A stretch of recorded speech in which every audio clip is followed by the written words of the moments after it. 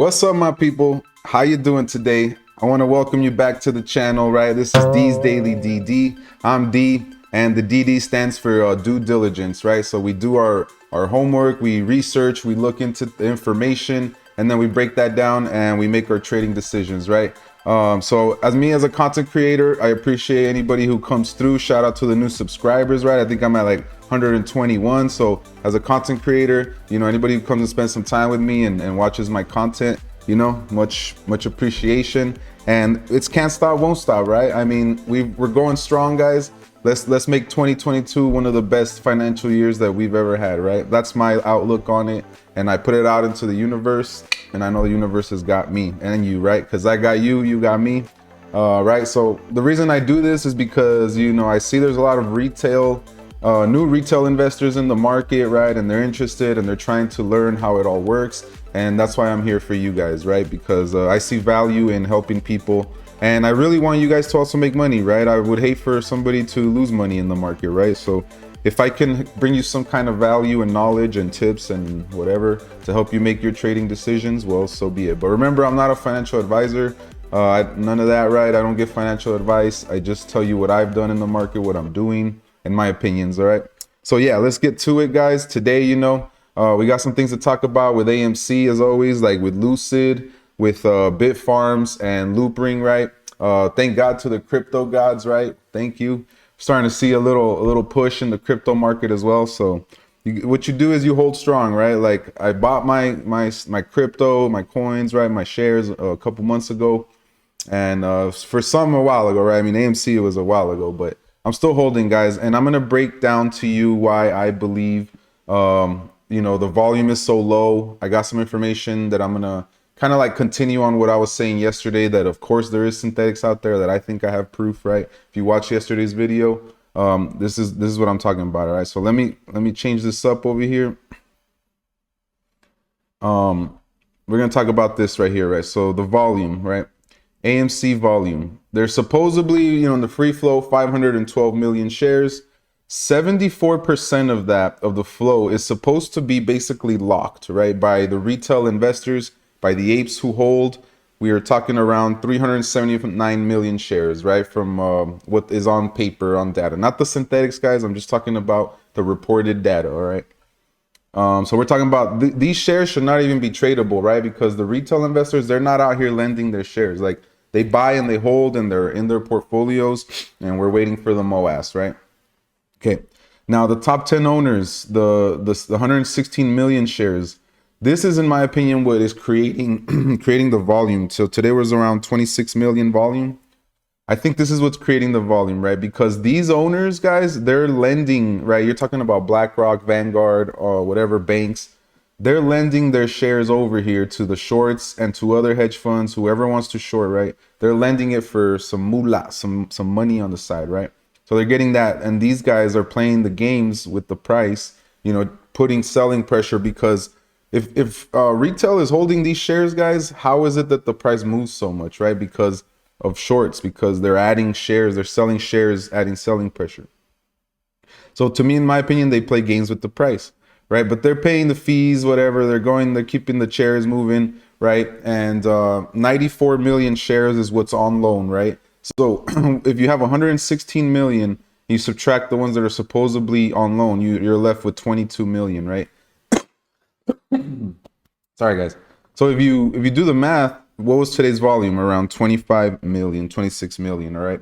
So I think that's why the volume is so low, because the retail is holding, and we know what we're holding for, the MOAS, right? All we're waiting for them is to cover their positions, right? Okay, so I just wanted to point that out.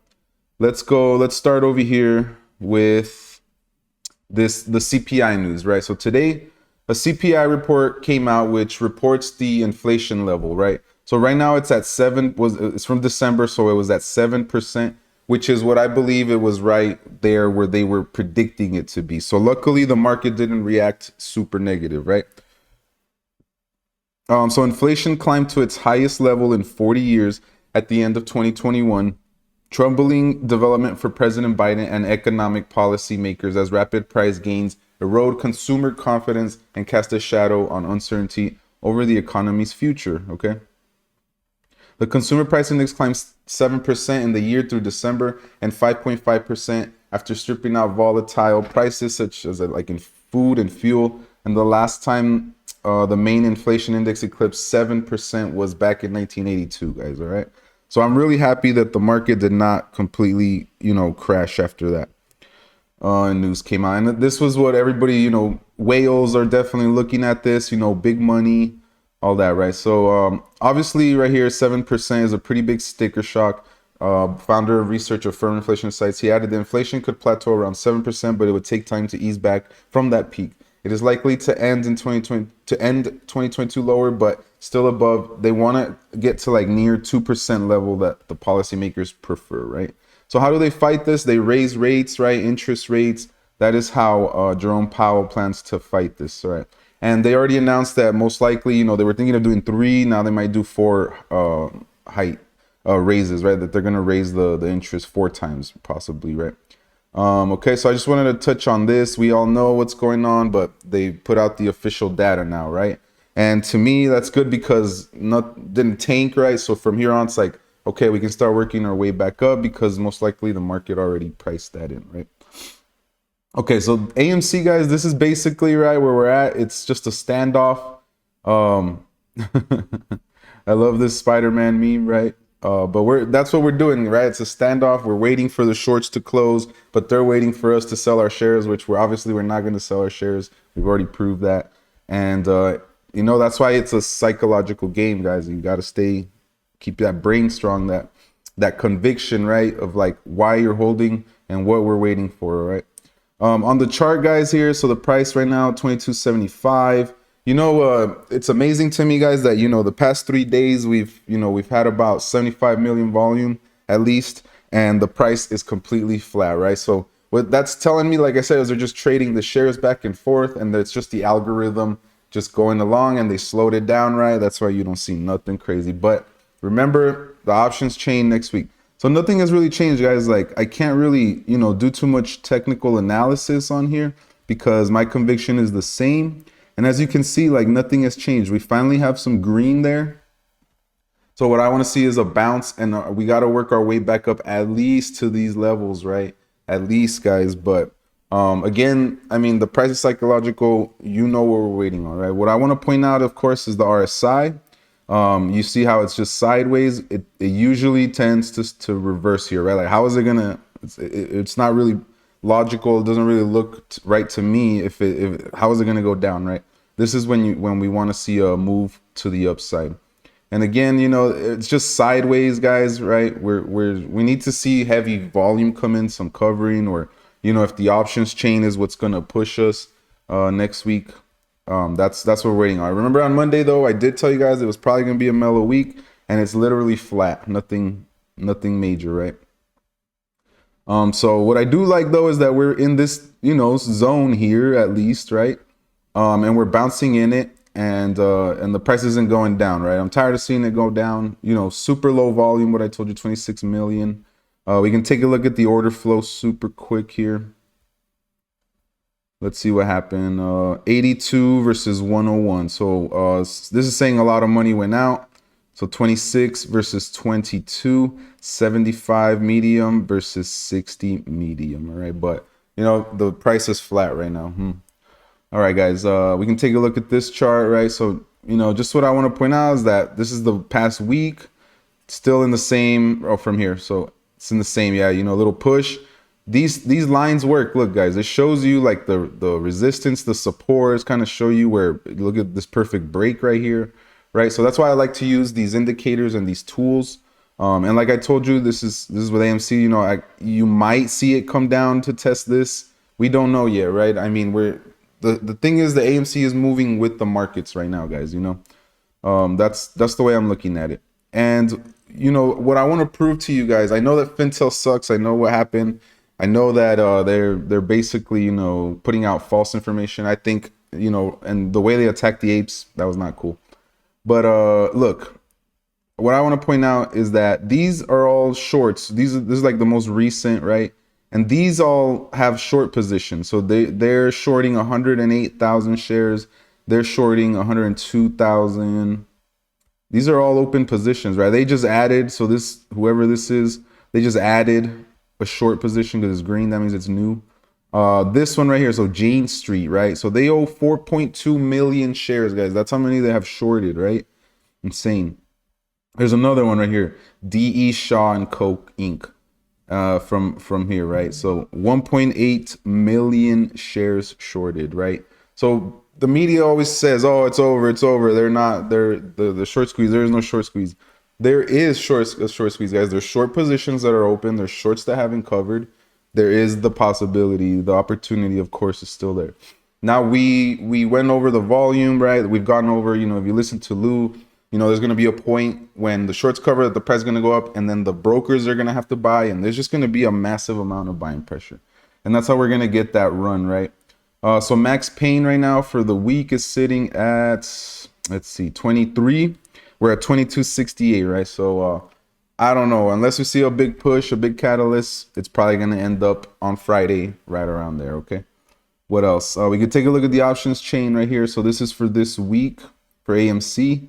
And these are the puts. As you can see, we're at the 21, at the 20. There is a lot, right?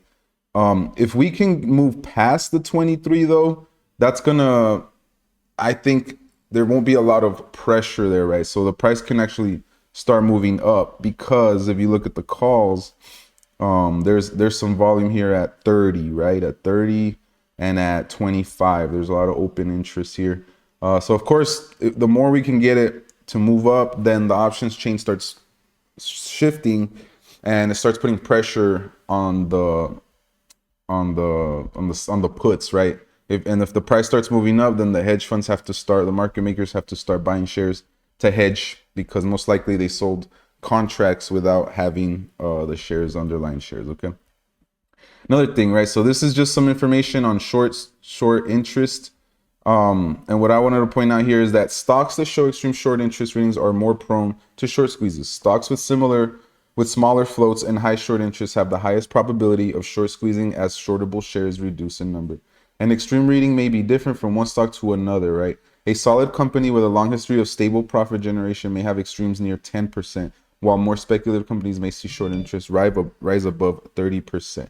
AMC is a huge company, so I would say like 10% is extreme, right? And what was the yesterday's short interest that I saw was 18%, right? Just to try to give you some perspective that that this is a short squeeze play, guys, and it still is, right? Okay, yeah, I'm pretty sure that's all I have to cover on AMC. I wanted to show you that yes, there still is a lot of positions open and all that. All right, cool. The CPI news, perfect. Yeah, let's talk about Lucid.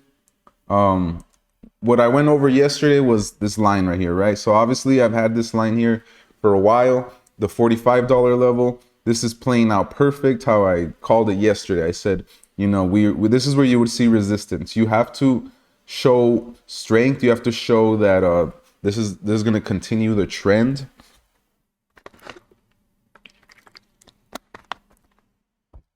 It's going to continue the trend, right? So it broke out and then it came back down, got rejected. Now it's testing it again. Normally it takes a couple times, right, to show the strength or the weakness, right? But I mean, Lucid has been on a run lately, been riding the EMAs, and it could still possibly keep moving up, right? We've seen this price go up to $60 some before. So right now, in my eyes, guys, it's following this uptrend. So we have to wait and see when it's going to break it, right? But for now, look, you could say it's like this. So the next resistance level is going to be around this $48 level, okay? Cool. So that's that. That's the volume was 49 million, 75 million is the average. So we didn't even hit the average. So just a flat day. But what is good is that it's saying, hey, I want to hang out in this area, right? I want to test this area, showing strength. And it's because there is bullish news coming out, guys. I'm going to show you the bullish news that I found today. Yeah, we already went over this. Perfect. So volume as well, like as you can see, right, there's volume coming in. That's how you see the price move up. Not as much volume today, but if the trend continues, here we go, it'll keep pushing that price up. All right, volume is key. Alrighty, options chain real quick, and then I'll get into that article. So this is for the 21st, right, for Lucid. What I want to point out here is these calls. The reason we're seeing a lot of resistance here, right, for the 45, look at this. There's a lot of calls that could possibly go in the money. And then we have more here at 50, right? So if you see these go in the money, guys, like that starts putting pressure again, right? Which makes the price go up. The puts, again, that lockup period ends on the 19th, guys. So that's why you see the big volume here, the open interest, that people are buying puts and saying that the price is going to come down and they're trying to make money on that, right? So because we don't know if they're going to sell the shares or not, right? The insiders, the lockup period ends and they can now sell. Before, like when they're locked up, they can't touch them, they can't sell the shares, but now they can, right? Whoever has those shares. So let's go ahead and move on to that article. Okay, so the bullish news, guys, report, right? Lucid will build a plant in Saudi Arabia in 2025 to 2026. That's why I keep saying, Lucid, you guys are gonna, want to hold this for a long time, because in my eyes, in my opinion, it does have the possibility to get to Tesla price levels, right? And Tesla was on a run today as well, like real quick, because that's basically like the king, right now. So 1,107 is the current price for Tesla. And remember that Lucid is already in conversation with Ford, Tesla, these big, even though it's a new company, they're still already talking about it, right? Because that's how good of the technology is, right? So Lucid has barely started production on its all-first electric model, the Lucid Air, while already a new plant emerged on the horizon. Because Lucid, largest shareholder, happens to be Saudi Arabia's sovereign wealth fund, the Public Investment Fund, the company is being pushed to establish a manufacturing facility in the country. But there's nothing wrong with that, especially in Saudi Arabia, where they would like to diversify from oil-centric economy over to a business not as a trivial thing, especially for a startup. Okay, so they can go electric, right? So according to Automotive News, Lucid electric plant might be built by 2025 or 2026, which obviously, right, the more plants, then the more cars they can produce, the better, right? So they can get more sales, more revenue, and so on. Yeah, so that's definitely a good thing, in my opinion. That's the way I can explain it to you guys. So, long term, I am bullish. Short term, I don't know. We have to wait to the end of this week to kind of see if it holds that 45, right? Because it is going to be a key level, guys, all right? There's resistance and support there, so it's going to be a battle. Cool. All right, let's switch over to Bitfarms, guys. Bitfarms is also showing strength. I believe this is right here. So we're on the 2-hour chart right now. Like we said yesterday, it broke this downtrend here. It looks like it, right? So now it's moving its way back up. I drew this trend line. Let's go ahead and extend it. It is still following it, right? So that's what I expect it to keep doing. It rose. You see this green. It bounced. Now, most likely, right, as long as crypto keeps running, of course, like I said, it runs with crypto. Crypto's making some progress, guys, right? So we were up almost 5% today, sitting at 494. There is resistance here because you see this, if you were to draw this line right here, this is where you could see the resistance, and it did meet the resistance right there with that candle. Cool. So that's the price level it needs to go above, right, in order to start making its way back up. Remember, they just bought 1,000 Bitcoin in the first week of January. They transferred some cash over because they said they saw a good opportunity, a good buying opportunity, right, for Bitcoin. So let's see. Let's go ahead and I'm going to point this out. Okay, this was a tweet that they sent out about 7 hours ago. And it's from the CEO, and he said, in 2022, we plan to nearly double our operational farms, triple our operation capacity, and quadruple our installed hash rate. We begin 2021 with an ambitious multi-year growth plan, and in executing this plan, we secured nearly 60,000 new generation miners, grew our operation capacity by 53%, increased our hash rate by 228%, and expanded our footprint internationally and mined 3,452 Bitcoin.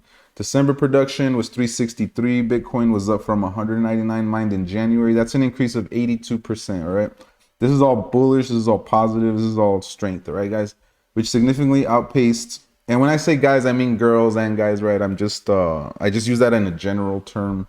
But yeah, back to this. All right. Which significantly outpaced the network hash growth rate of 29% in 2021.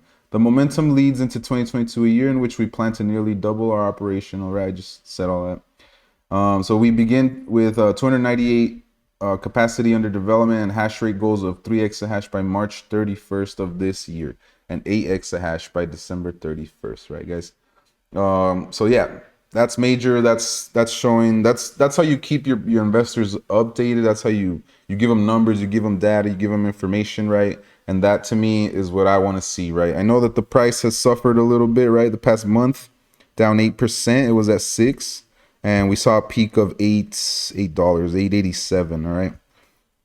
So keep that in mind, guys. That it's just moving with the markets, right? We've seen a lot of fear, uncertainty, and doubt with the government and the reports and all that, the jobs reports, right? But keep hang in there, guys, right? Like I'm holding my shares for a longer time period, all right? Just so you know. Cool. That's all I got on that. Let's switch up to crypto Loopring, right? LRC. If you look at the day chart, it's up 7%. That's 161. Very nice. I like to see that, right?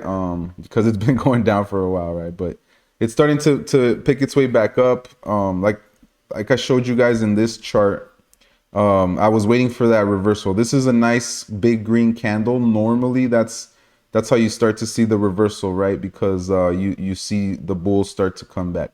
It didn't quite make it down to this, but I was expecting it to. It doesn't have to touch that necessarily. But it's just where I saw that there was this support. This is where it took off last time, and this is where people the bulls tend to come in right here, right, and switch it up. And now we want to see it make its way back up. There is going to be resistance here. That's about $2.10 or something like that to 20 cents. So we could expect to see resistance there. All right. And we're still waiting on the news. We don't have official news for the NFT platform. I wish they would release it, give us an update. There is a lot of opportunity there, right? The more research that I do and all that. Okay, so market cap is 2.1 billion, volume kind of low still, 205. People are holding for about 27 days, and there was more buying pressure coming in than out. I don't have any news updates on this, guys. So I just was going to show you the price action, right? The chart right here. That's what I got for that. But let's go back to OBS and wrap this up. So again, thanks for coming back. Remember, guys, like I'm just one of you. I'm just here to present to you the information, but I'm an ape. I'm a retail investor. So I'm gonna just give you my thoughts, my opinions, right? And hopefully it helps you out, right? If you took any value, guys, hit that like button, hit that subscribe button. Consider subscribing to the channel, and that way you can always stay updated. I try to bring you the newest, most valuable information that I can. All right, and yeah, good talk, guys. Good video. Thank you so much for coming in. I'll catch you guys later. Peace.